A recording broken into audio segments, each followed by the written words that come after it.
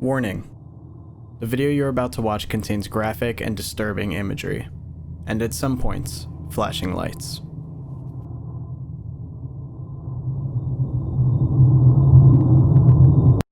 Year-old filmmaker from New Jersey, currently aiming to study at Tisch School of the Arts for filmmaking.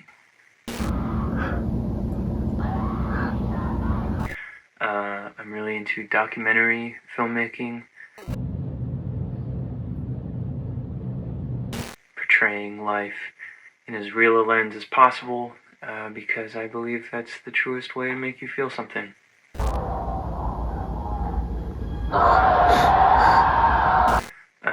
Like intrigue or love, or fear.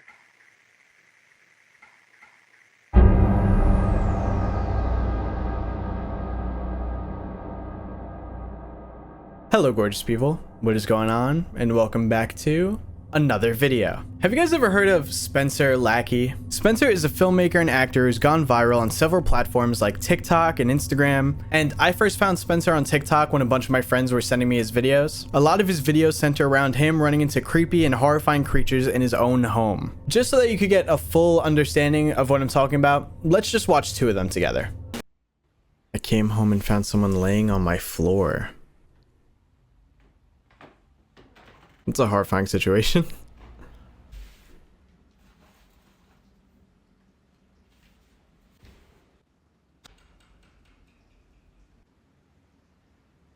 Run. Run. Or don't.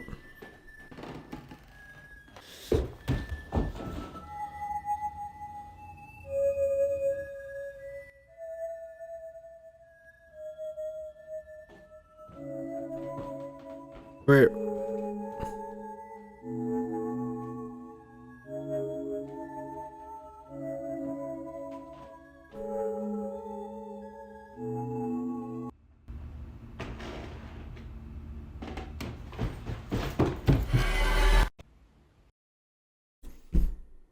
So as you can see just by that, scary concept, throws a little jump scare in there. It basically tells like a really short horror story in just under a minute. But I do want to look at just one more. I'm just trying to move things into storage.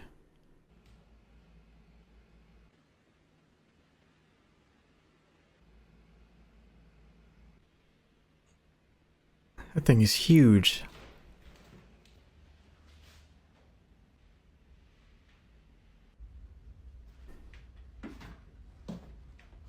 Ah, this guy's crazy.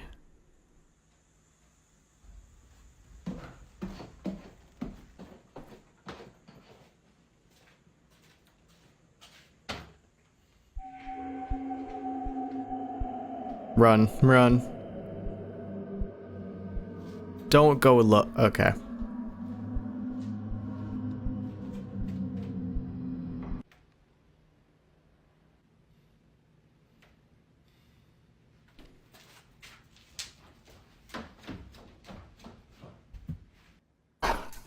Okay.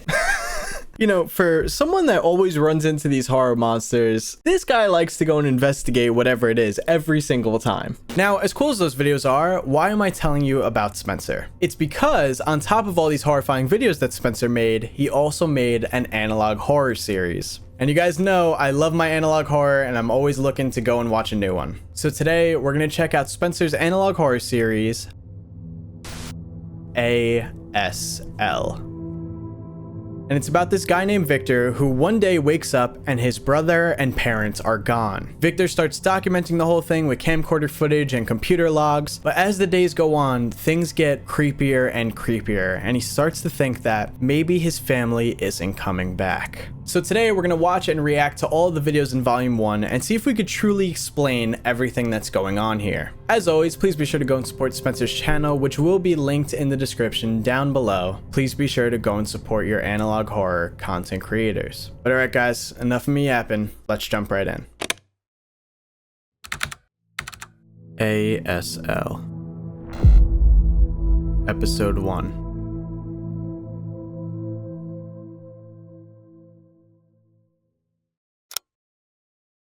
The following are a collection of computer logs found on Victor Torrance's hard drive. Wait, hey, too fast. You're going too fast. The following are a collection of computer logs found on Victor Torrance's hard drive, paired with corresponding video footage from his camcorder. Everything has been edited together in an effort to aid the ongoing investigation. Tuesday, November 25th, 1997.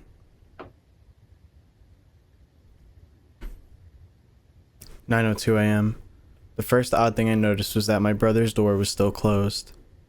Normally, he gets up before me. At first, I paid it no mind. I showered, brushed my teeth, and went downstairs. My mom left me a thermos full of coffee, like she always does. But she was gone. I don't know where any of them are. Okay, what are these usernames? Basil Bubba and Sumacedo? Alright, we're gonna say Bubba and Sum. When will I get to meet you? Soon. I love you. No reply. 12:06 p.m. Still nobody home. I asked my neighbor if she knew where they went, but she has no clue. I'm wondering if I should call the police.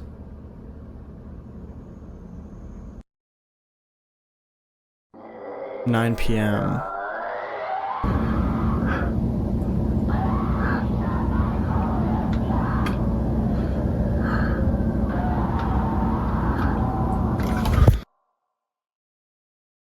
11 p.m.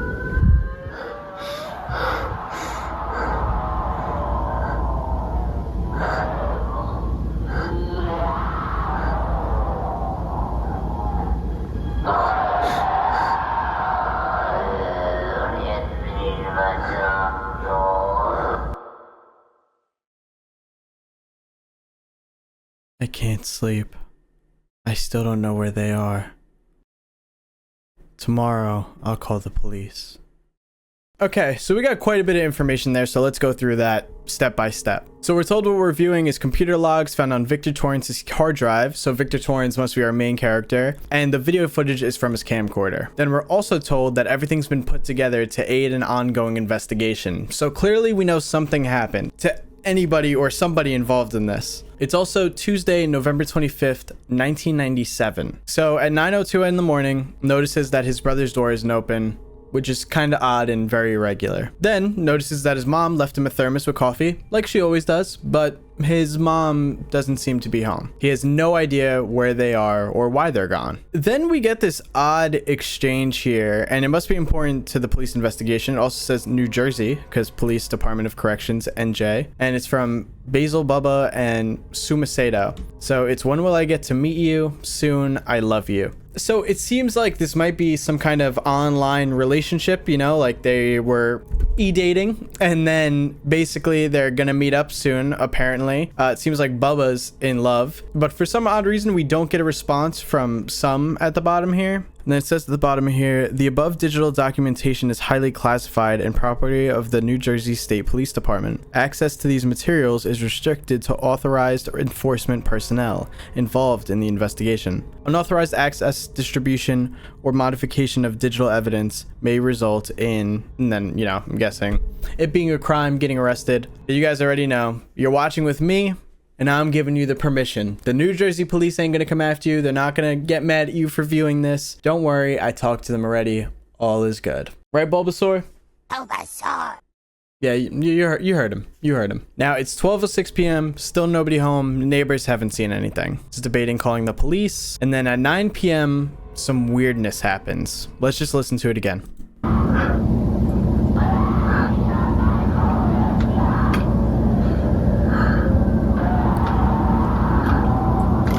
Then 11 p.m.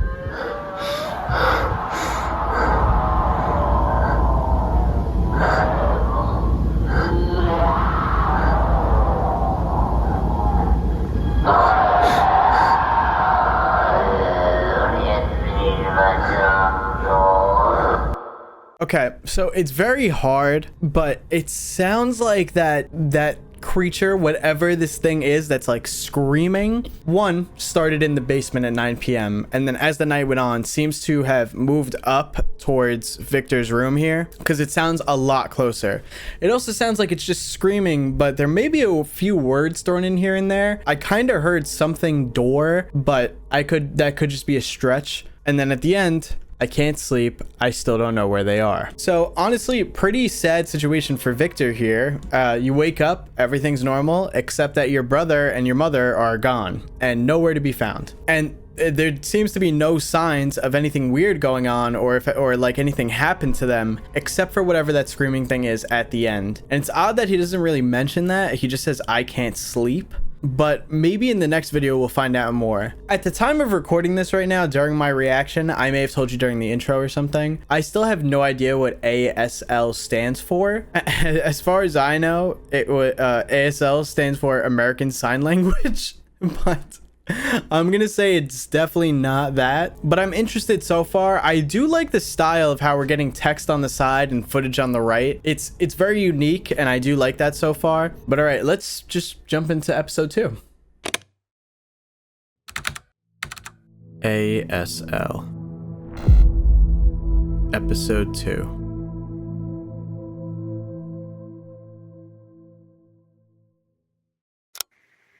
Hi, my name is Victor Torrance. I'm a 17-year-old filmmaker from New Jersey, currently aiming to study at Tisch School of the Arts for filmmaking. I'm really into documentary filmmaking, portraying life in as real a lens as possible, because I believe that's the truest way to make you feel something, like intrigue or love, or fear. So It was odd. Fuck. November 26, 1997. Okay, so I think it's important to note that first section took place in February, and now this next part is taking place a day after episode 1 that we watched. 9:06 a.m. My brother's door is still shut. My parents' room is still empty. There is a fresh coffee waiting for me. Oh. Bubba and Suma talking again. Can you mail me another picture? Haha, of course. I can't stop thinking about you. Never stop thinking about me. 9:30 p.m. I spent the day milling around the house. My parents are still gone. My brother is still gone. Out of boredom, I rummaged through old video footage on my camcorder. I'm noticing something strange in one of the tapes. Hi, my name is Victor Torrance. I'm a 17-year-old filmmaker from New Jersey, currently aiming to study at Tisch School of the Arts for filmmaking. I'm really into documentary filmmaking, portraying life in as real a lens as possible, because I believe that's the truest way to make you feel something, like intrigue or love. Is that somebody watching?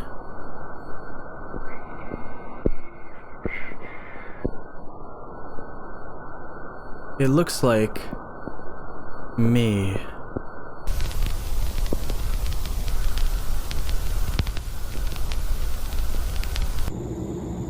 Oh. 3:05 a.m.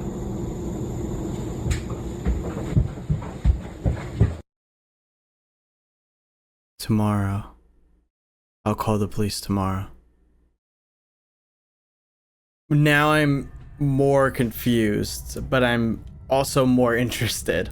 So let's start with the little self-tape at the beginning. It seems like Victor's recording this for, you know, some college thing or for himself or for whatever reason. And I thought it was just odd the way he was acting in general, but maybe his character's just a little awkward with the way he talks, like just the way with when he pauses after this here. Like intrigue or love, or fear. The way that he says like intrigue or love and then pauses, looks like he stares at the camera and then says or fear. It almost makes me think that he's aware of this thing in the background here. I'm getting a vibe, and I could be totally wrong on this, but I'm getting a vibe that Victor is definitely not telling us everything with these recordings and with these logs. And I'll explain more why in a second. But anyway, this thing in the background here that's watching him, which I honestly thought was just a part of a poster here, but you could see it actually does go beyond the poster. It looks like it's just hiding behind this cabinet here. He says that it looks like him, and I do agree, especially when it's zoomed in on at the end here. It does look like it could be him, which is obviously weird because why would there be two of him? But this also takes place 9 months before his parents and brother disappear. I think it's odd that they disappeared, but you know, they're gone. It's whatever. But it's weird that there's still a fresh coffee waiting for him in the morning. Almost as if their actions, like the parents' actions, are still the same even though they're not around. His mom always made him a fresh coffee in the morning for him. And even though she's been missing and there's no sign that she's been back, there's still another fresh coffee waiting for him. Another thing is there's an emphasis on the brother's door still being shut. Now, the first reference to this, okay, fair, you know, the door is shut. It's usually not shut because my brother's home and he wakes up before me. But there's still an emphasis on it being closed still, which I find is kind of odd. Like, just open the door and look, man. And look and see if your brother's in there.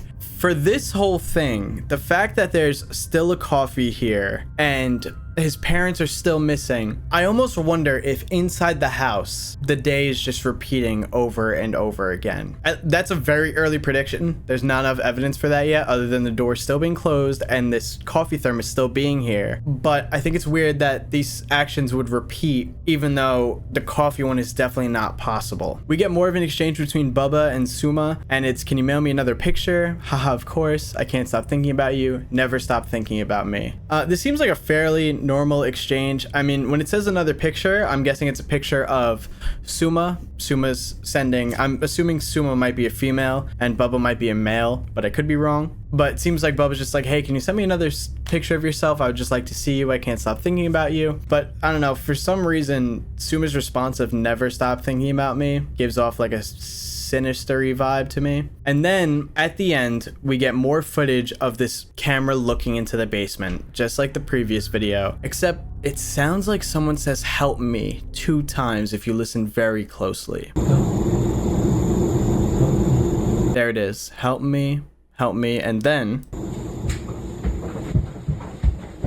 it almost sounds like something starts running towards Victor. Now, here's why I think Victor's not telling us everything. He's telling us everything about how his parents aren't here and how they're not around, but he has nothing to say about the footage that he's recording of the basement and that thing yesterday that was like screaming. You'd think if this was all about how his parents had disappeared, that he would mention that. Like, my parents disappeared, my brother disappeared, and then last night I heard something screaming walking around my house. And you would also think that would imply like I would call the police a little bit sooner if I heard that. You know, if my parents and brother disappeared and there's still no sign of them, and then I heard something walk around my house screaming, I would definitely rush to call the police. But it seems that he's acting like there's nothing screaming or like this other footage doesn't exist. Because at the end, he's just like, tomorrow, I'll call the police tomorrow. Because now it's been 2 days, it's been too long since, and I have no idea where they are. It's just very odd. I feel like he's hiding something and not trying to tell us something. But all right, let's jump into episode 3. ASL. Episode 3.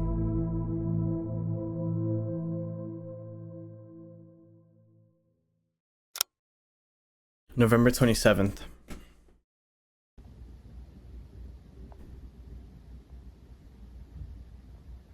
6:07 a.m. Very early. Can't sleep.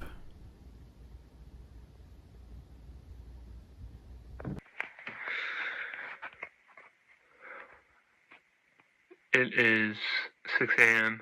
on November 27th, 1997. Happy Thanksgiving. My family has been gone for 3 days now. I should have called the police 2 days ago, but Yep. I just kept holding on to hope that they'd come back if something crazy happened, but it's stupid. I need to tell somebody. I had a nightmare, and it woke me up, and I couldn't go back to sleep. I was in my basement, and it was pitch black, and it was hot, like a furnace, and there was this light down this hallway, and I went down the hallway, and I came across this white door, and I opened the white door. Right when I opened it, I got this pang of, like, terror in my gut, because I knew something was wrong. So I opened the door, and then a couple of feet ahead of me, there's another door, and it's closed, and there's light seeping through the cracks, and I knew something was waiting for me behind that door, and I was so overcome with fear and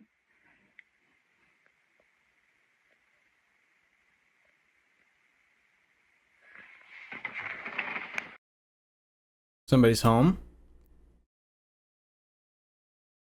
Bubba and Suma again. Please, I need someone right now. Please come here.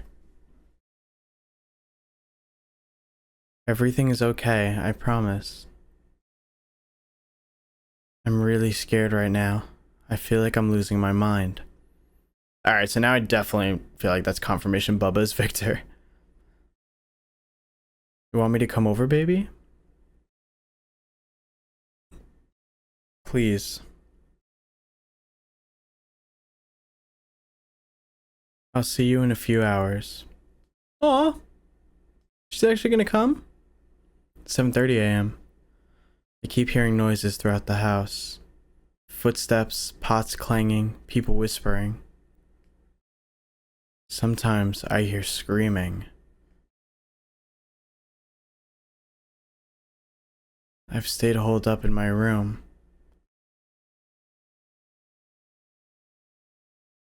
I'm in a desperate attempt to reduce my anxiety. I went rummaging through footage from an old Betamax.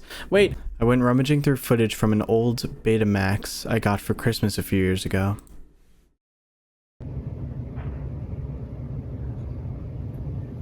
Christmas tree. December 25th, 94. Okay, so 3 years ago. Night sky. December 25th, 94.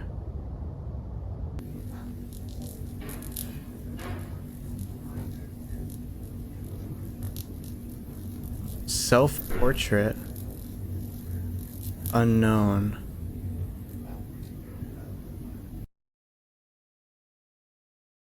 I don't remember filming the last tape. Nor do I remember the tape I found beside it.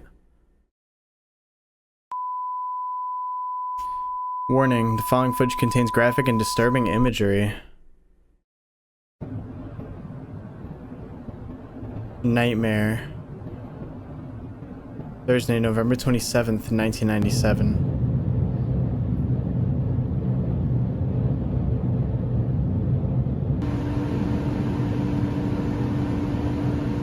It's almost exactly like he described his dream.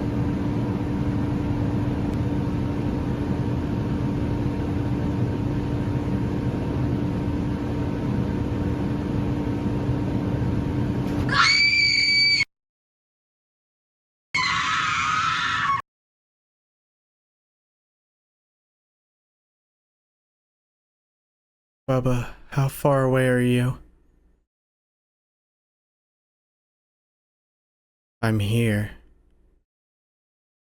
Okay, so let's go through it. 6 a.m., can't sleep. Victor tells us about this dream he had where he was in his basement. He opened this door into a very dark room. He felt so much fear, and then he saw another door which had light seeping through it. And right before he tells us more, something interrupts him. He hears something outside of the room, and we hear it too. We then get messages between Bubba and Suma again, and Bubba says, I'm really scared right now. I feel like I'm losing my mind. So this confirms that Bubba is Victor, because the feelings are definitely shared. I mean, Victor would definitely be scared out of his mind because he thinks he's home alone. He thinks his parents are missing, and he's hearing noises throughout his house. He even talks about how he hears footsteps, pots clanging, people whispering, and sometimes I hear screaming. It's also important to note that Suma is apparently on the way. Suma's gonna keep Bubba company, you know, I guess try to keep him all right and together, because, you know, he's clearly undergoing a lot of fear and stress because of the situation he's in. Now, I can't knock Victor for this.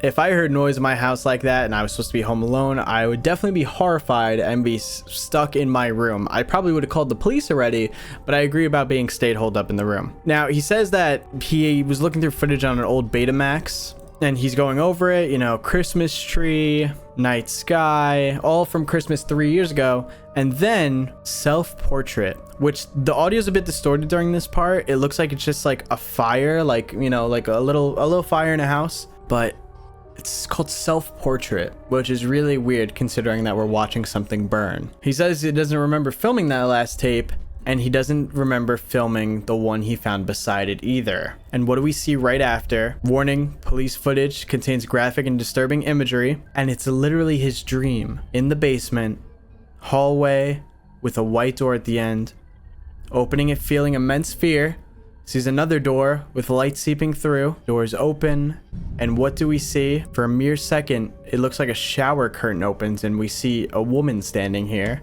And I'm gonna have to censor this because I don't want the YouTube gods being mean to me, but it almost looks like, I mean, I can't even tell you with confidence the gender of this person necessarily. I want to say it's a woman, but they have a lot of like scratch marks on them. They're bleeding a little bit. They're also completely naked, and their hair is very long and gray. And it's screaming. And then at the end, Bubba asks, how far away are you? And Suma says, I'm here. So now in the next episode, we're gonna meet Suma, I guess. But it's just weird because he thought his nightmare was a nightmare, but it seems it was real. And he actually recorded it unknowingly. Now, I really want to jump into the next one because I want to see if we actually do get to meet Suma here. Because I feel very about Suma, like a little off-putting. I find it hard to believe that Suma's even real. But let's jump into the next one and find out.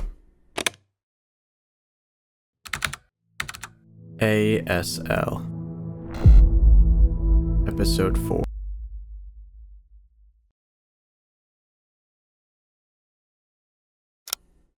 Graphic content warning. You've been warned. Breaking news. Local Morristown authorities discovered 3 bodies in a residential basement after tracing an anonymous call. The victims are identified as Daniel and Elaine Torrance, along with their eldest son, Brian. Victor Torrance, the youngest son, is currently in police custody. Authorities found overwhelming evidence indicating Victor Torrance's culpability, mainly in the form of computer diary logs and camcorder tapes. Our condolences extend to the family and friends of the victims. The ongoing investigation is capturing significant nationwide attention, marking it as one of New Jersey's most chilling crimes. What? Okay, I mean, that makes sense why this is all a police investigation. It also makes sense what we saw in the last video, like the woman standing there in the shower could be his mother's dead body. It explains why they were missing, but it doesn't explain all the weird other things like the screaming and the noises he was hearing. I mean, you could say that he's just crazy, but I don't think it makes sense that he was recording footage and you literally heard someone walking around screaming. So let's continue watching and see what we get here. Around 3:30 p.m., Officer Carl Ramirez and I were dispatched to a distress call at a residence in Quail Meadows, Morristown. Upon arrival, we heard screaming coming from within the house. We forced entry and found the suspect weeping in the basement, huddled over 3 victims. When he noticed us, he frantically motioned towards an empty corner, insisting someone there had murdered his family. From my recollection, he said, "She did this. She lied to me. She this." Unclear. There was nobody else there. We quickly apprehended the suspect and called for an ambulance, but we knew the victims were long dead. We found a blood-soaked knife in the sink, which we presumed to be the murder weapon. The dry blood staining the porcelain indicated that the crime had been committed days before. We also found a VHS tape on the floor labeled Sumacito 613. Suspect claimed he didn't know anything about it. I guess we're about to watch that one. Yep. Warning, the following footage contains graphic and violent imagery.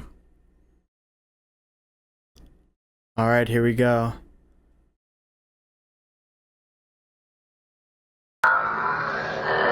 Mommy comes back.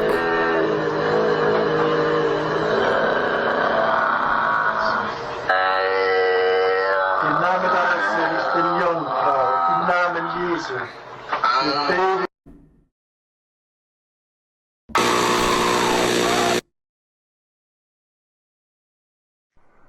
Hi, my name is Victor Torrance. I'm entering life in as real.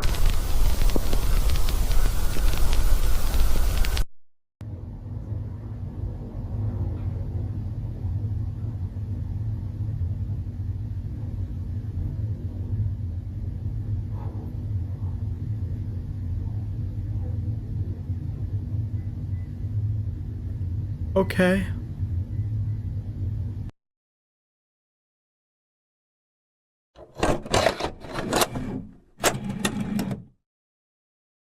Okay, well, okay, all right, hold on. So we just, whoa. So turns out that the person in the video from months ago was actually his brother, not another version of him. And then we just saw that the mom must have been the thing screaming in the basement. And then we just got footage of the dad in the bedroom. I'm still very confused, but I just thought it was interesting that it was actually his brother that was in the background of that footage, not him. But we're about to get the continuation of this conversation after Suma says she was here. Outside? Basement. Then November 28th. The following is the final video found on Victor Torrance's camcorder.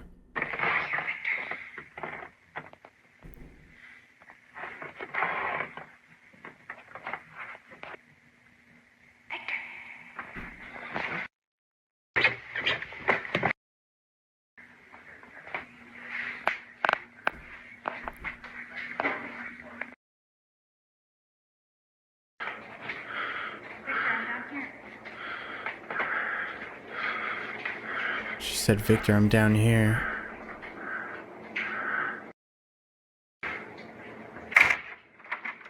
Down here. Victor, I'm down here.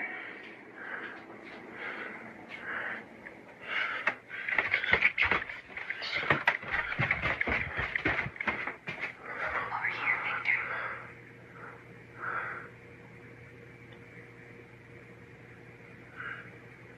Victor. I'm actually scared watching this right now.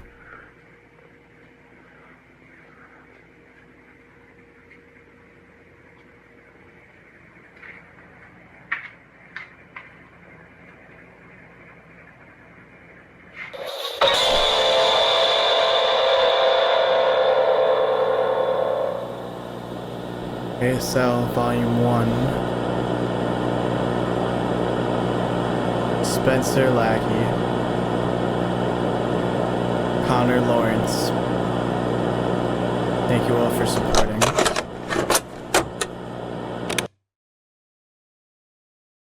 Okay, so I'm going to be totally real with you. I recorded a whole outro to all of this, explaining my theories, explaining everything that happened, and as I'm editing it and thinking about this for days, I think I'm totally wrong, so I'd like to give a new thing on what I think actually happened. Originally, I said that I don't think Suma ever actually existed, and I think Victor just killed his entire family. And then my second theory was that yes, Suma did exist, and Suma killed his family and just put the blame on Victor. But what I actually think is a combination of both now. I think Suma is some kind of spirit or entity that manipulated Victor into killing his entire family. And I'll explain to you why. First of all, apparently all of the bodies were just in the basement of the house that Victor has been in for 3 days. Now, if your family goes missing, one, you should probably call the police and just be like, hey, my family is missing, help.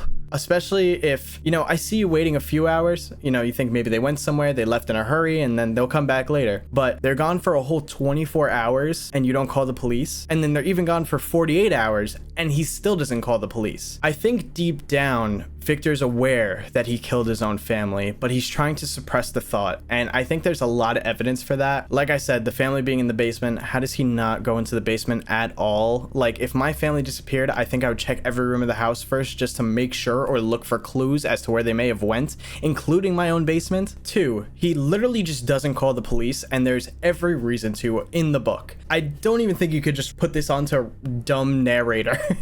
Like, you know, in horror movies and even some of these analog horror series, we have like a dumb main character, just like classic horror. I think you could almost excuse that, like that's why he didn't call the police, but it just doesn't make sense to me. Everything seems normal, but he just doesn't want to call the police just to be like, hey, my family's missing, I don't know where they are. And I think he's not calling because he knows he actually killed them. He knows where they are, he knows what happened, but his conscience is trying to suppress that. So he's like, oh, I just won't call yet. He keeps putting it off. More evidence that he actually did kill them is all of these extra recordings. Now, again, he's recording all these things and documenting them with, you know, journal entries, except for the creepy things, like when he's recording down his basement stairs saying, help me, hearing something run towards the camera, hearing screaming. And we already know that Victor's kind of unreliable with these things because Victor says to us in video 3, like, I had this nightmare. He describes the entire nightmare, and then we find out later in video 3 that the nightmare actually happened and was recorded. And I guess you could argue like Suma actually recorded it and he just had the nightmare, but I think Victor literally recorded that entire nightmare himself and just suppressed that it happened. And in his brain, he thinks it was a nightmare, but really he actually went and did all that. He actually went into the basement. He actually recorded it. I think that's why he records looking into the basement saying, help me,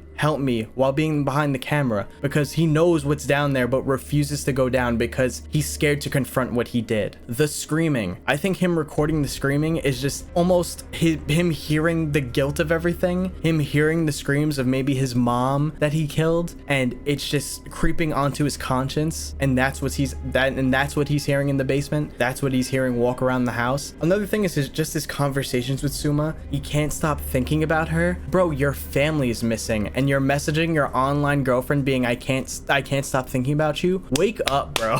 Like, something is wrong here. Even down to the tiny details of his brother's door being closed every morning. He keeps saying that but refuses to actually just open the door and investigate his brother's room. I think that could just be him avoiding that interaction, avoiding the truth of just his brother's not here anymore. I even think he made himself the coffee in the morning, both mornings. I think he subconsciously made himself the coffee and just left it there, and then his conscience actually comes back when he wakes up in his bed, and then he's like, oh, my mom made me the coffee, but she's still missing. And I think at the end he comes to somewhat of a realization with all of it. He says she did it, implying that it was Suma that did it, but I do really think that Suma somehow took control of him. I mean, she's some kind of otherworldly thing based on how we saw her. So I think she may have taken control of him, made him kill them, and then forced him to see it. That's why she says, come downstairs, and that's why he even goes down to begin with. Because he trusts her, not realizing that she's leading him into seeing his dead parents. I hope that makes sense. It's kind of complicated for me to explain to you. And I do think if you look back at all of these videos with that perspective, you'll get a whole new view on it. And like I said earlier, I had the thought that maybe Suma just never existed and this was all in Victor's head and Victor actually just killed his family. But we do see their chat logs in the police investigation. So clearly there's more to it than that. Suma's chat logs actually existed. Footage of Suma at the end of episode 4 actually existed. And again, the police said that they found a tape when they found the bodies, and we watched that tape. That's not a normal tape. So I think the police are aware that Victor did kill his own family, but they know that there's another element to all this that they're missing, and they're trying to figure it out. And that's everything that we've seen in the entire series. As far as where this all would have gone next, I have no idea. Because if Victor's in jail, I don't understand how this story could progress at all. I mean, we need Victor's POV, and we're not gonna get the POV of a jail cell. So would Suma's, you know, spirit or entity then move on to another person and try to recreate another horrible incident? And then maybe watching that play out, we'd get more answers to things. Honestly, I don't know, but I do hope you guys go and support the series so we can hopefully get a volume 2. All right, I'll let the past Marcus take over again now. So I want more of this. I want more. I love the style. I was genuinely scared throughout most of that last video and even through the others just because I didn't know really what to expect or what was gonna happen. Good jump scares, great vibe overall. So guys, please be sure to go and support Spencer's channel. The link will be in the description down below. Be sure to go watch ASL. Make sure to examine it yourself. You guys might find something that I didn't notice. And even be sure to let me know in the comments any of your theories, because you guys always end up coming up with things that I didn't even think about. Like I said, I do hope we get more of this. Spencer is a genius with these short horrors, and please keep going. I hope you guys did enjoy this video overall. If you did, please don't forget to drop a like on it. If you're new here, don't forget to subscribe. I make videos like this on my channel all the time, and we're trying to hit 1 million subscribers before the end of the year. But all right, guys, thank you so much for watching. I hope you have a great rest of your day, and I will see you in the next one. Peace.